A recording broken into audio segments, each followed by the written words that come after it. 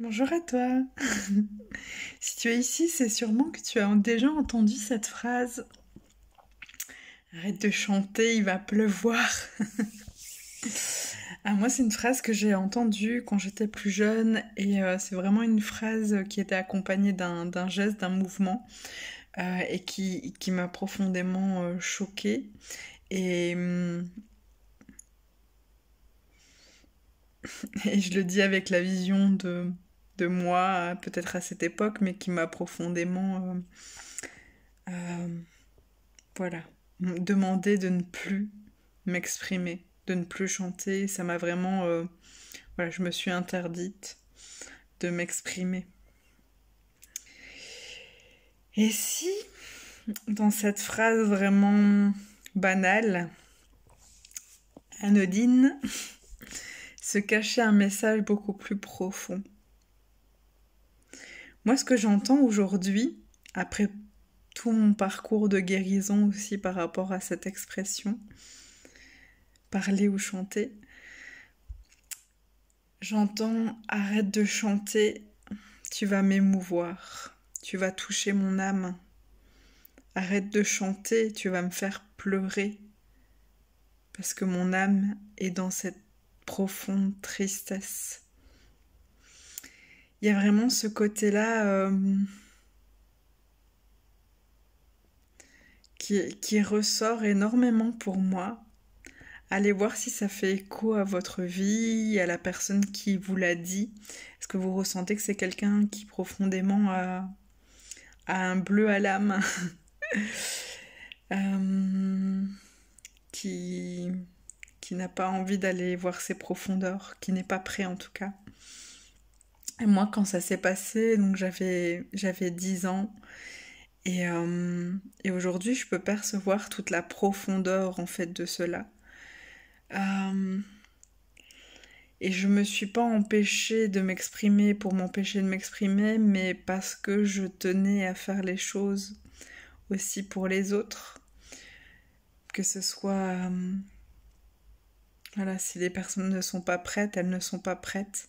Et moi, quelque part, je n'étais pas prête non plus. Et cette interdiction m'a amené à faire le chemin pour la guérison aussi. Donc tout est toujours juste de ce qu'on reçoit, même quand c'est douloureux, ou de ce qu'on donne ou pas. Et donc je t'invite, si tu le souhaites aujourd'hui, à, voilà, à te détacher de cela. Tu n'es pas l'autre, tu n'es pas responsable de l'autre, tu ne peux pas sauver l'autre. Et donc, aujourd'hui, peut-être qu'il est important que tu prennes ta place, peut-être que tu te sens prête, et donc suis ce mouvement de d'oser t'exprimer, d'oser dire qui tu es, d'oser prendre ta place, parce que c'est en prenant ta place que tu vas permettre aux autres de prendre la leur. Quand tu prends pas ta place, par exemple avec un parent, euh, c'est ce qu'on appelle avoir été peut-être parentifié. On prend la place du parent, on prend le rôle du parent et le parent qui est peut-être démissionnaire à ce moment-là ou qui ne peut pas, qui fait de son mieux mais qui ne peut pas. Euh, voilà, il y a un jeu entre les deux et te laisse prendre cette part de responsabilité. Tu n'es pas responsable des autres, tu n'es pas responsable de tes parents, tu es à tout le moins responsable de toi et de ton enfant intérieur. Et donc, euh, et donc voilà, par cette phrase banale qui peut-être t'a choqué, t'a heurté quand tu étais jeune, c'est peut-être d'entendre le cri d'amour qui était là posé. C'est difficile d'entendre l'âme de quelqu'un d'autre quand on ne sait pas entendre sa propre âme.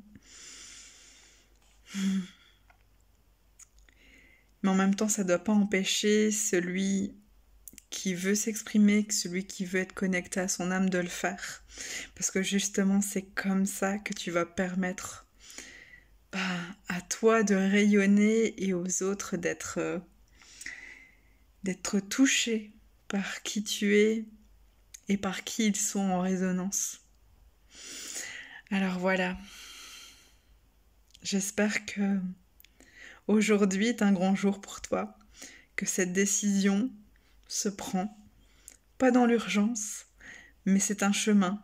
C'est un chemin que j'ai parcouru pendant 2 ans personnellement, et peut-être bien avant, mais 2 ans de manière consciente. Et voilà, peut-être qu'aujourd'hui, le pas c'est de prendre ce chemin. Cette décision c'est de prendre ce chemin et d'aller vers cette expression de qui tu es réellement. Et peut-être que tu es, peut-être comme moi, totalement prêt là, à sauter le pas, et je te le souhaite. Mais va à ton rythme, et tu sais de toute façon ce que tu dois faire, et qui tu dois être.